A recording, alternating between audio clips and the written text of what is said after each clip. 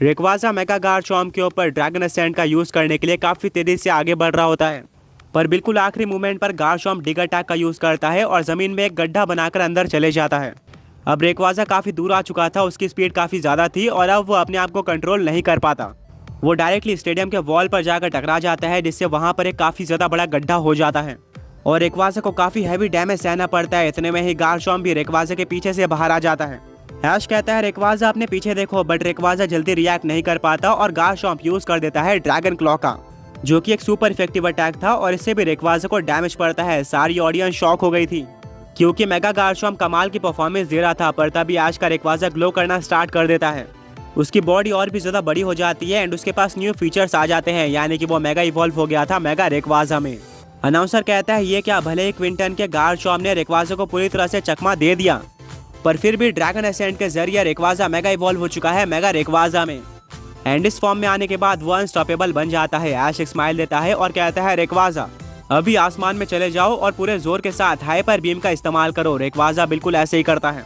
Counter में Quinton अपने mega Garchomp को ड्रैगन पल्स इस्तेमाल करने के लिए कहता है। दोनों ही पोकेमॉन्स अपने अपने अटैक का यूज कर देते हैं और दोनों अटैक टकरा भी जाते हैं, बट यहाँ पर मेगा रेक्वाजा का अटैक काफी पावरफुल था, जो कि ड्रैगन पल्स को पूरी तरह से डिस्ट्रॉय कर देता है और कुछ ही सेकंड्स के अंदर गार्चॉम्प के ऊपर लग जाता है, जिससे एक बहुत ज्यादा बड़ा एक्सप्लोजन होता है और जब स्मोक हटता है तो देखने को मिलता है कि गार्चॉम्प कमजोर हो चुका है। क्विंटन कहता है गार्चॉम्प क्या तुम ठीक हो? गार्चॉम्प उठने की कोशिश करता है, पर ऐश और रेक्वाजा उसको कमबैक करने का मौका नहीं देना चाहते थे। अल्टीमेटली ऐश अपने रेक्वाजा को एक्सट्रीम स्पीड इस्तेमाल करने के लिए कहता है। ये पोकेमॉन वर्ल्ड के कुछ सबसे फास्ट अटैक में से एक है, जिसके लिए रेक्वाजा लाइट के स्पीड से गार्चॉम्प के ऊपर हमला कर देता है और गार्चॉम्प को इसका बिल्कुल भी अंदाजा नहीं लगता। अब गार्चॉम्प जमीन पर गिरा हुआ था और कुछ देर बाद उसकी हार कंफर्म भी हो जाती है, क्योंकि वो अपने बेस फॉर्म में आ जाता है। रेफरी अनाउंस कर देता है कि गार्चॉम्प आगे बैटल नहीं कर सकता, यानी कि अब क्विंटन के 4 पोकेमॉन्स हार गए हैं। वहीं पर रेक्वाजा अभी तक ऐश का सिर्फ और सिर्फ दूसरा पोकेमॉन है। सारी ऑडियंस शोर मचाना स्टार्ट कर देती है, क्योंकि शुरू में तो सरप्राइजिंगली गार्चॉम्प ने रेक्वाजा को टक्कर दे दी थी, पर रेक्वाजा मेगा इवॉल्व होने के बाद अपना असली रंग दिखाता है। क्विंटन के पसीने छूटने लग जाते हैं और वो अपने गार्चॉम्प को पोकेबॉल के अंदर वापस लेकर कहता है कि ना ही सिर्फ तुमने एरोड्रेक को डिफीट किया, बल्कि रेक्वाजा को भी डैमेज दिया है। तुम कमाल के पोकेमॉन हो, अब आराम करो। ऐश कहता है क्विंटन अब तो तुम्हारे पास सिर्फ और सिर्फ 2 पोकेमॉन्स बाकी हैं, क्या तुम अभी भी इस बैटल को लेकर कॉन्फिडेंट हो? क्विंटन अपनी आंख बंद करता है और कहता है सच बताओ तो मेरा प्लान शुरुआत से डोमिनेट करना था, बट अनफॉर्चुनेटली वो मैं नहीं कर पाया और अब मुझे अपने 2 पोकेमॉन्स का यूज करके इस फाइट को जीतना होगा, जिनमें से 5वें पोकेमॉन को मैं भेज रहा हूँ। क्विंटन अपने 5वें पोकेबॉल को टॉस कर देता है, जिसमें से बाहर आता है रॉक और फाइटिंग टाइप का लेजेंडरी पोकेमॉन टेराकियन। बिना किसी डाउट के एक लेजेंडरी होने के नाते ये स्ट्रॉन्ग हो सकता था, बट क्या ये रेक्वाजा जैसे पोकेमॉन को टक्कर दे पाता है? इसका जवाब हमें कुछ ही टाइम में मिल जाएगा। बैटल शुरू हो जाती है और क्विंटन कहता है टेराकियन अभी तक हमने काफी डिफेंसिव खेला है, जिसके चलते ऐश ने काफी इजीली हमें डोमिनेट किया, बट अब हमें अग्रेसिव होना होगा, इसीलिए इस्तेमाल करो स्टोन एज अटैक का। टेराकियन जमीन से काफी सारे बड़े और नुकीले पत्थर बाहर निकालता है, जो कि रेक्वाजा की तरफ बढ़ रहे होते हैं।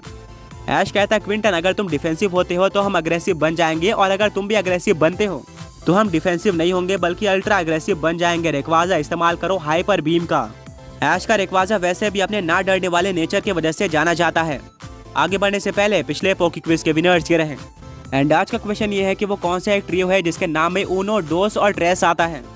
रेक्वाजा फियरलेस तरीके से स्टोन एज को काउंटर करता है हाइपर बीम के साथ, और यह अटैक इतना ज्यादा स्ट्रॉन्ग था कि ये अपने रास्ते में आने वाले सारे के सारे पत्थर को चकनाचूर कर देता है और लग जाता है टेराकियन के ऊपर, जिससे टेराकियन उड़कर स्टेडियम के वॉल पर टकराता है और उसको काफी हैवी डैमेज पड़ता है।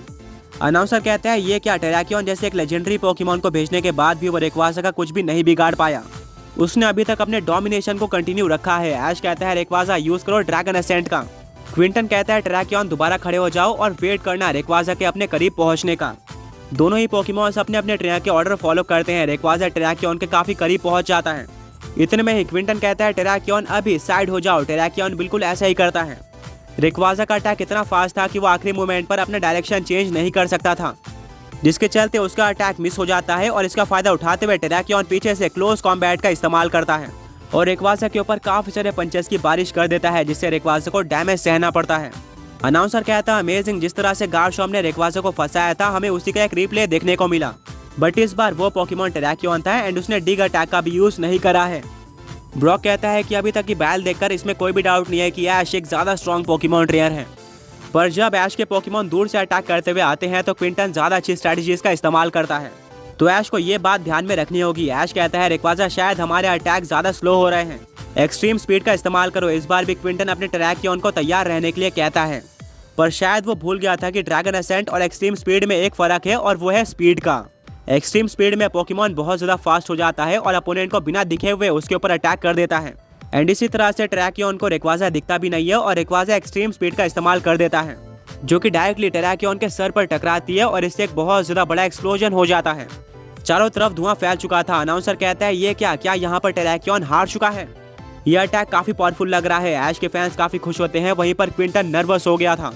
सबको अंदाजा हो चुका था कि रिजल्ट क्या होने वाला है। तभी धीरे धीरे करके स्मोक हटता है और हमें एक काफी बड़ा ट्विस्ट देखने को मिलता है। टरैकियन अभी भी जमीन पर खड़ा हुआ था, वहीं पर रेक्वाजा अभी भी टरैकियन के सर से लड़ा हुआ था, यानी कि टरैकियन ने पूरे के पूरे अटैक के डैमेज को खड़े रहकर एब्जॉर्ब कर लिया था। ये काफी ज्यादा शॉकिंग था। क्विंटन कहता है बहुत बढ़िया टरैकियन, अभी आयरन हेड का इस्तेमाल कर दो। वहीं पर ऐश कहता है रेक्वाजा तुम काफी ज्यादा करीब हो टरैकियन के, इसका फायदा उठाओ और यूज करो ड्रैगन पल्स का। दोनों ही पोकेमॉन्स अपने अपने अटैक का इस्तेमाल कर देते हैं, पर ड्रैगन पल्स आयरन हेड को डोमिनेट करता है, जिससे टरैकियन दोबारा से जमीन से टकरा जाता है।